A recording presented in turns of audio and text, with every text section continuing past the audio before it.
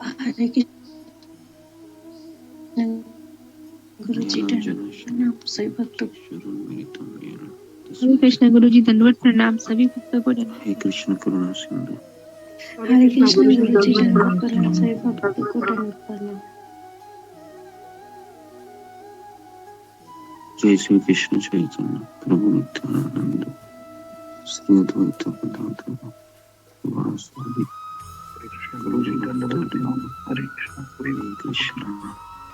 हरे कृष्ण कृष्ण कृष्ण हरे हरे हरे राम राम राम हरे हरे।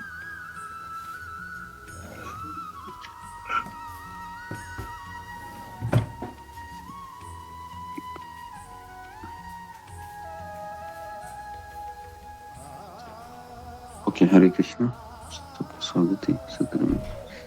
तो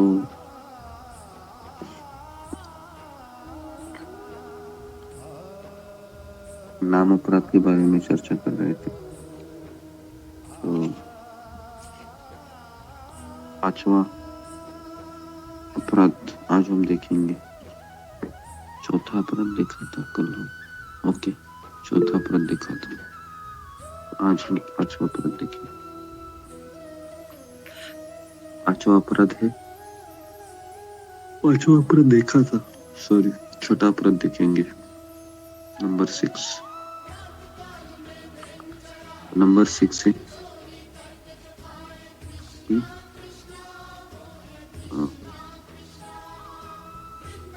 पवित्र नाम के प्रति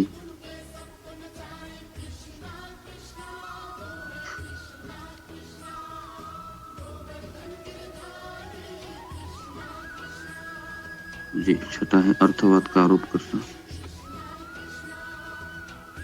यही है। पहला है निंदा करना, दूसरा है देवी देवताओं के नाम को समान सत्तामूल्य समझना, तीसरा है गुरु की अवज्ञा करना, चौथा है कि वैदिक शास्त्रों का खंडन करना, पांचवा है जबकि महिमा को काल्पनिक समझना, छठा है पवित्र भगवान नाम में अर्थवाद का आरोप करना। जी, तो छठा यही है, पवित्र भगवान नाम में अर्थवाद का आरोप करना। तो इसका अर्थ क्या है, ध्यानपूर्वक सुनिए कि भगवान के नाम के अर्थ को अर्थ के प्रभाव की व्याख्या करना। मतलब एक स्टोरी सुनाकर ये बताया गया है।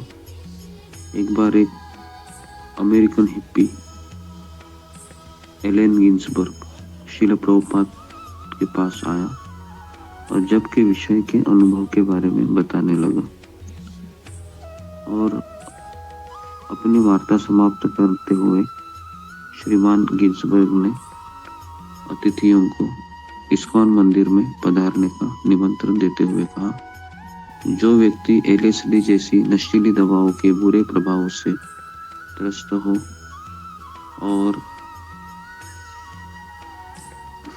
इस संसार से मुक्त होना चाहता है, तो मैं उनको परामर्श दूंगा कि वे मंगल आरती के कीर्तन में उपस्थित हो। एलएसडी जैसी नशीली दवाओं के बुरे प्रभाव से त्रस्त हो। तो शीला प्रभुपाद ने कीर्तन का श्रवण करने के पश्चात एक हिप्पी को कहा, महामंत्र के विषय में कोई संदेह नहीं है। यदि यह मंत्र एक बार आपके मस्तिष्क में घुस जाए तो वह अपना घर बना लेता है, फिर यह रुकता नहीं। यह आपके कोशिकाओं के भीतर रहता है। यहाँ वह डीएनए को जागरूक करता है। तो डीएनए मतलब हमारा जो भगवान के साथ संबंध है उसको जागरूक करता है। तो नशीली दवाओं की अति मात्रा के प्रतिकारक के रूप में कीर्तन का परामर्श देना, जैसे जब हाँ, देवानंद की मूवी आई थी 1974-75 के आसपास, हरे रामा हरे कृष्णा करके। तो उस समय ऐसे ही हुआ था कि ऐसा बताया गया था फिल्मों में कि ये हरे कृष्णा हरे राम भी कहने का, और इससे हम नशीली दवाओं से मुक्त भी हो सकते हैं। तो इस तरीके से कृष्ण के दिव्य नामों की भौतिक व्याख्या करना, अर्थवाद का आरोप करना, तो इसको हम कैसे निकाल सकते हैं? तो हमें भगवान की महिमा के बारे में सुनना होगा। नाम चिंतामणि कृष्ण चैतन्य रस विग्रह पूर्ण शुद्ध नित्य मुक्त अभिनत्वम नाम नामिन। भगवान और भगवान का नाम अभिन्न है, रस विग्रह है, पूर्ण शुद्ध है। सातवां अपराध है नाम के बल पर पाप करना। तो अपराध की 3 अवस्थाएं होती हैं। पहला है अविद्या। अविद्या मतलब अज्ञान, उसको पता नहीं है क्या सही है क्या बुरा है। दूसरा है पाप करने की इच्छा, और तीसरा है पाप कर्म। 3 अवस्थाएं वापस बता रहा हूं। अपराध करने की 3 अवस्थाएं। पहला है अविद्या, दूसरा है पाप करने की इच्छा, तीसरा है पाप कर्म। नाम जप एवं भक्ति से अविद्या तथा पाप करने की इच्छा दोनों नष्ट हो जाती है। तो भगवान का नाम जप करते हैं तो 2 चीजें नष्ट होती। पहला है अविद्या, दूसरा है इच्छा पाप करने की। अनर्थ निवृत्ति के स्तर पर एक भक्त का उसके पूर्वकालिक पापों से कुछ संबंध रहता है। यद्यपि व्यक्ति का शरीर भक्ति की क्रियाओं में लगा रहता है, लेकिन उसका मन पिछले पापमय वृत्तियों का चिंतन करता है। ये सबके साथ होता है। जो व्यक्ति जप कर रहा है उसको अपनी पिछली आदतें बहुत परेशान करती हैं। तो यदि व्यक्ति पाप का त्याग करे और शुद्ध नाम जप करता है तो पाप की छाया भी लुप्त हो जाएगी। लेकिन कभी कभी वो सोचता है कि मैं भगवान का नाम भी लूंगा और मेरी इच्छा भी पूर्ण करूं।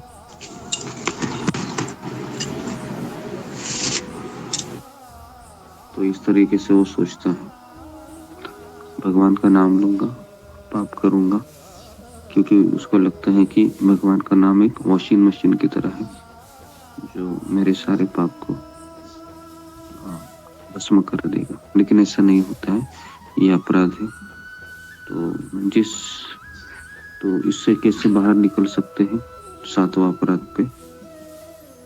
तो इस अपराध का निवारण शुद्ध भक्तों के संग में पश्चाताप आत्मसमर्पण करने से हो सकता है। व्यक्ति को सोचना चाहिए कि मैं कितना घोर अपराधी हूँ कि भगवान के नाम का मैं इस तरह से पाप धोने के लिए इस्तेमाल कर रहा हूँ। मैं सहस्त्र नरकों भोगने पर भी अपने पाप से मुक्ति नहीं हो सकती। इस प्रकार पश्चाताप करते हुए उसने आर्त स्वर में सदैव हितैषी गुरुदेव को पुकारना चाहिए। गुरु तथा वैष्णव की कृपा द्वारा व्यक्ति अपने जप को पुनर्जीवित कर सकता है। तो ये 7वां अपराध है, जो नाम के बल पर पाप करना। ये कई भक्त करते हैं, मतलब जिनको ऐसा लगता है कि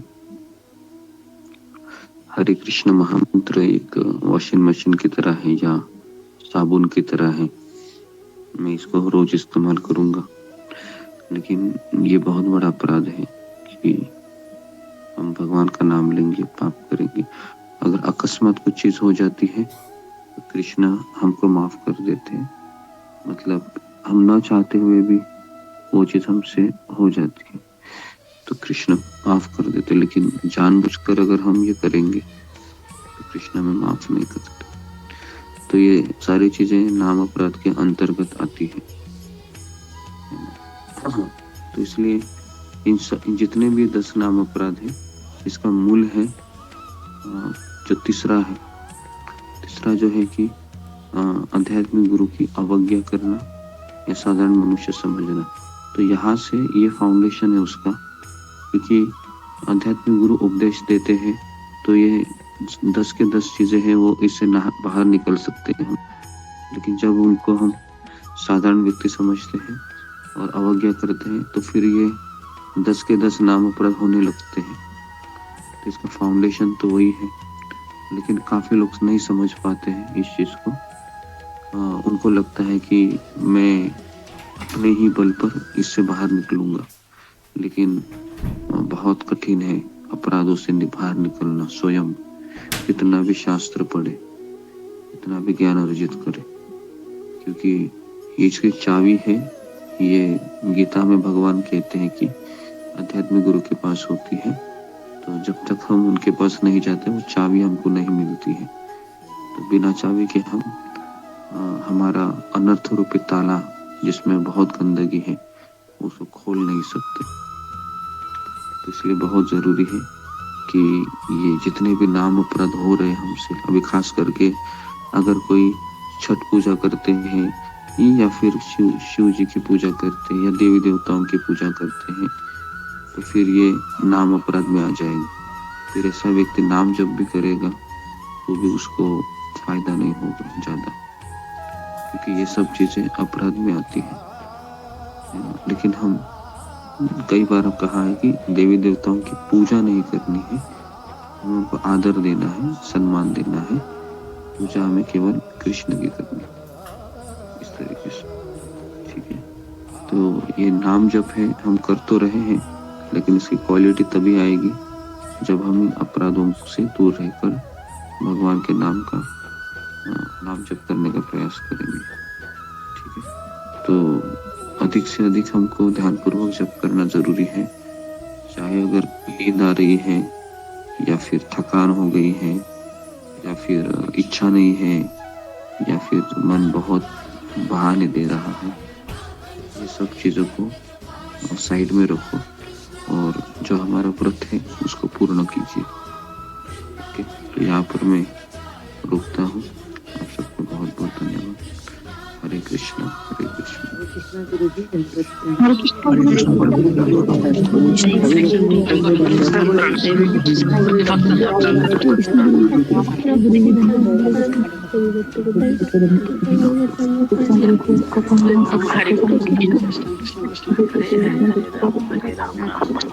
हरे कृष्ण भक्तों को